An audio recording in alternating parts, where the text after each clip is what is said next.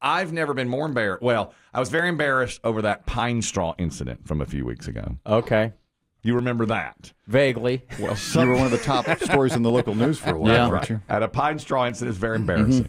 Now, I can't go a day without getting an email from someone with a picture of a pine straw truck that's like, I found him. I know. Yeah. I'm bringing him to justice. Widespread. Yeah. And they all send me pictures. Here's the guy. And Found your guy. It's not him. They're all multiple. No, yeah. I mean, they all have similar MOs, but it's not. I feel bad for legitimate pine straw guys. I do too. Like, I feel they're out working in a yard legitimately, and so here comes somebody going, it's you, Javon Quady Davis.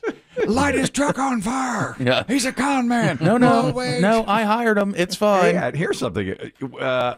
Biggie and I were at a fantastic haunted house, the Scream Dreams, which I just talked about a few weeks ago.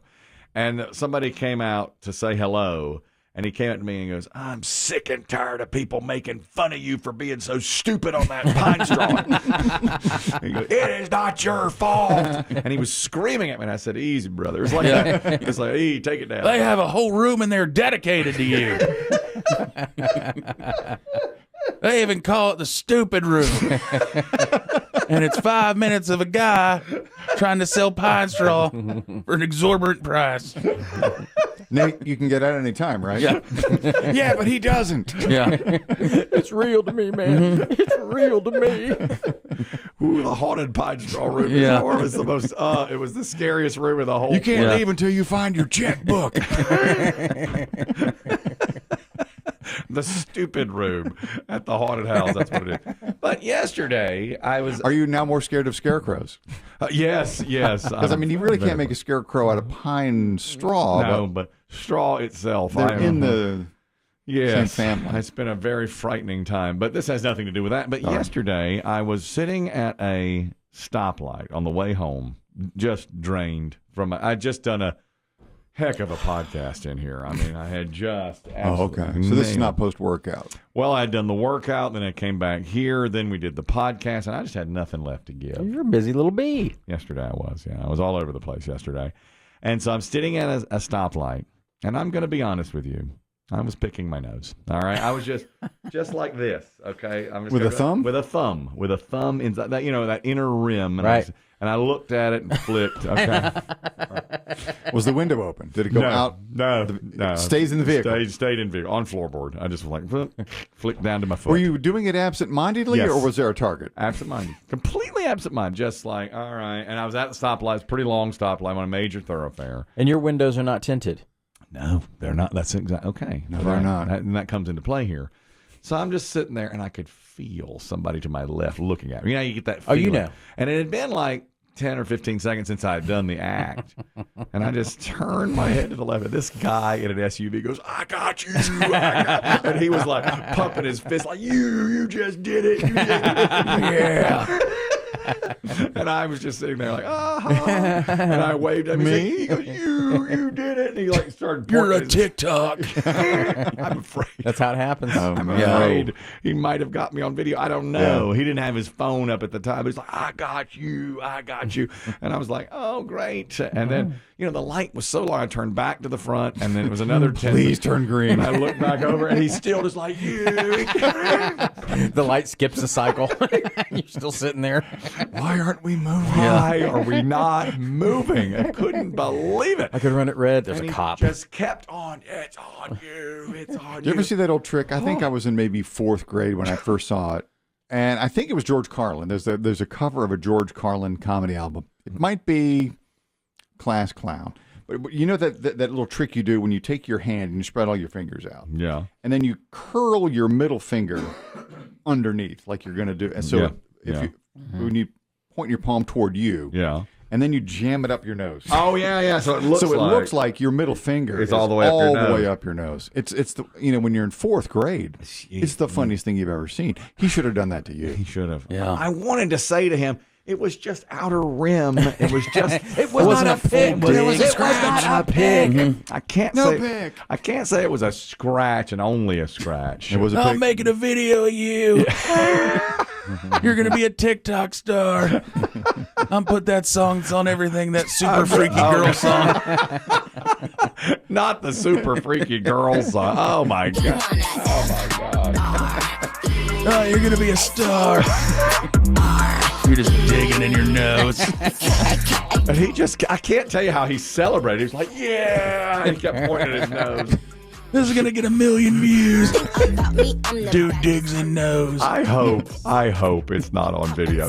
Everything is now. You know how Yeah. that is. Oh, yeah. I've got to be more careful. I was so absent-minded. I have to blame my podcast. I just poured everything into And it. that makes you want to pick? I just poured everything in. I was so relaxed. I was so relaxed. Outer rim. You really feel you're coming into your stride on the podcast? I think so. I think we've got it down to a science now. How long is each one still? Longer and longer. This was 38 minutes. 38 minutes. For 4 people to listen to?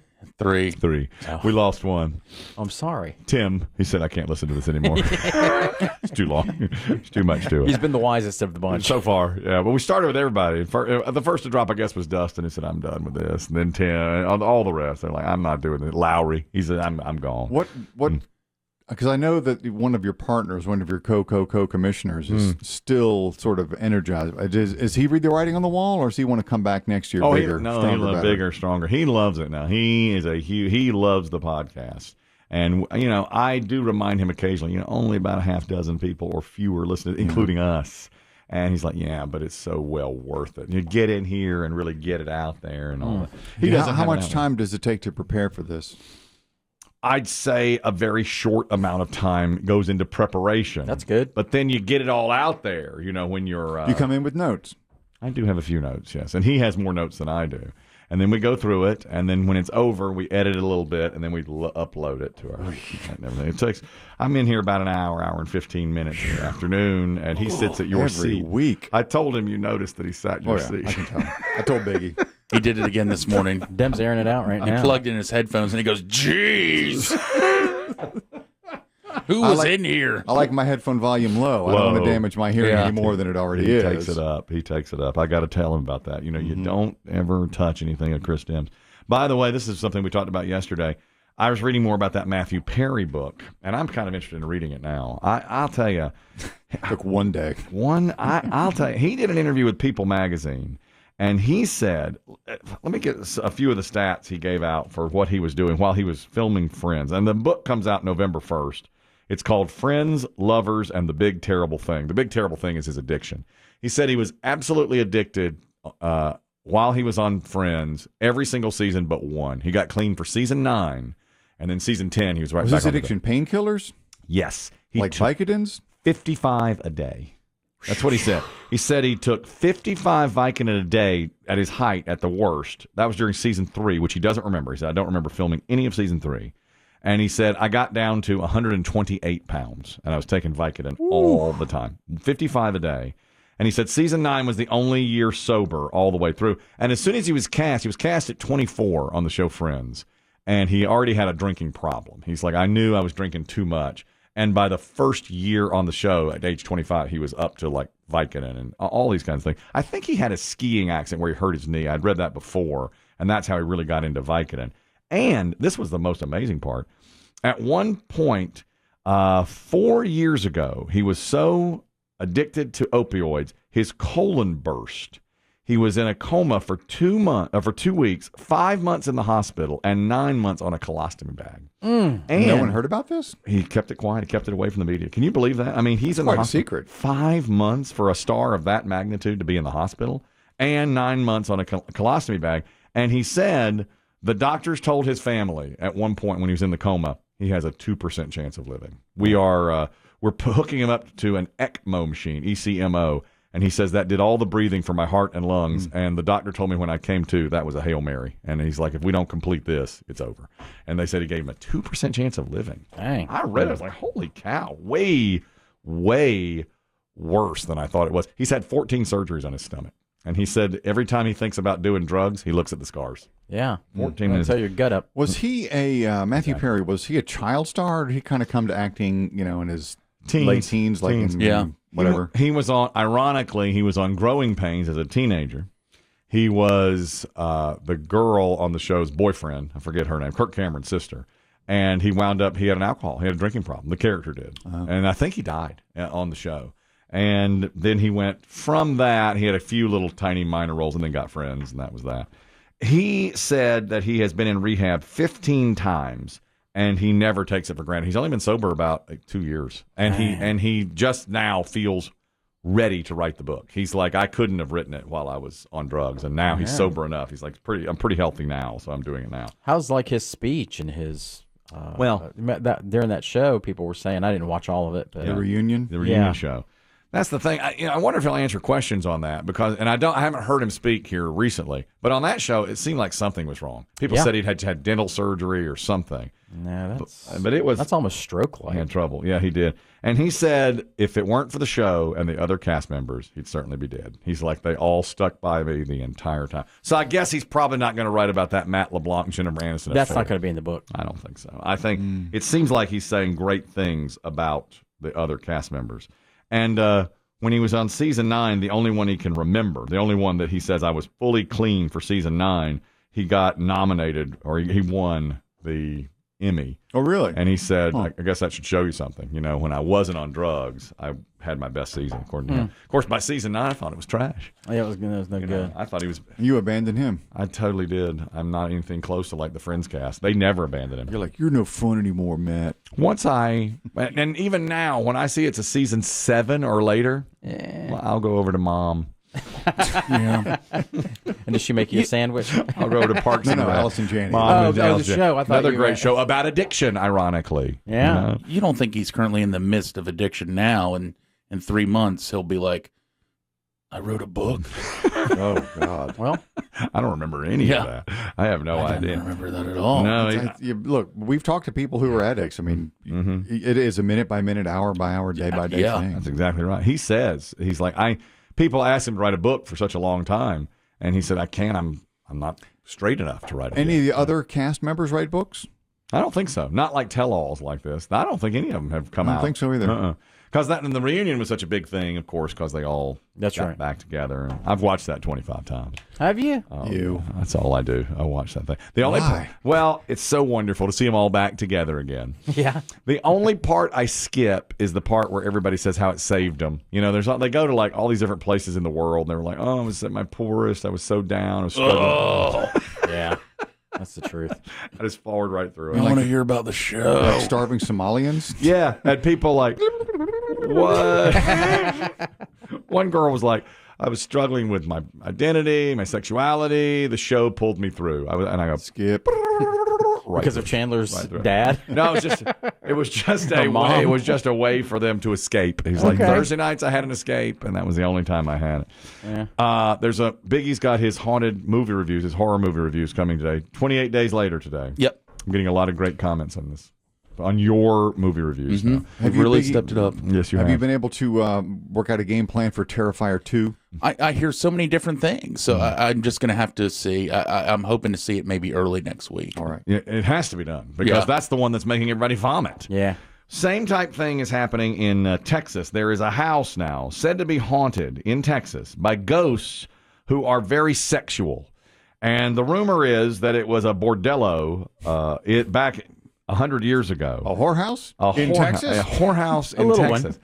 And there's a woman named Linda Hill who owns the house now, and she is letting people tour it. And she says there's no question that it's haunted by very sexual ghosts. Sexual. No other way to put it. He said, oh baby, yeah. Yeah, I like it like that. It really is haunted. That's the one. She says a ghost whispered in her ear, oh baby, oh yeah, I like it like that. And she's selling tickets to the most sexually charged haunted house in America. And it's her house. She's like, you can just walk through or stay in it. She'll rent out a room for you. She'll do it on Airbnb. People die in there with a hooker? We don't know the history except that at least a person did. She said at least one person died in the house. She says that's the ghost. This is oh baby. I guess if you're going to go somewhere in the afterlife, that's the place to go. Why not head there? That's the place to go, I suppose. Yeah, he just stayed right there. It reminded me of that call we got from the guy who said his house was haunted. This was last Halloween, and he said his house was haunted. It also had a sexual twist to it. I lived in a house in Southern California with my parents. It was a 5-bedroom ranch. It was really long, and we had a pool in the backyard.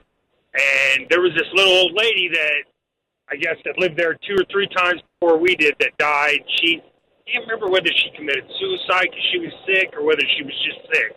Mm-hmm. But my dad always kept his dirty magazines in the master bathroom. Mm-hmm. And when nobody was home, 13, so I'd be going after my dad's magazines, and that little old lady just loved to just pop out right there around the dresser, stop me in my track, and then how do you go forward?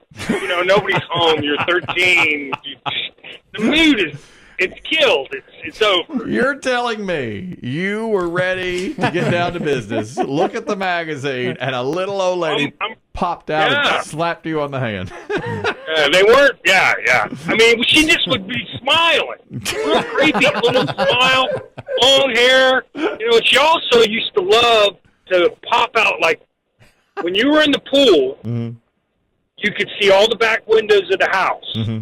And she loved to pop out there when you were under the water. Like, you'd be under the water, and you'd look back up at the house, and there she'd be in my parents' bathroom. Man, and did your parents saw her too? I don't know about my mom or dad. My sister, who she reads palms and stuff, so she brought it up years later. She goes, "You mean the haunted house?" Yeah. I'm like, "What haunted house?" So she told me, I said, so it all clicked, and I'm like, "Yeah, oh yeah, I remember." That's the one that stopped you from your bathroom activity. The Gilf ghost. Never heard anything like that in my life. He called 1 year ago to tell us about that haunted house. He called 1 year ago. That lived, or did he?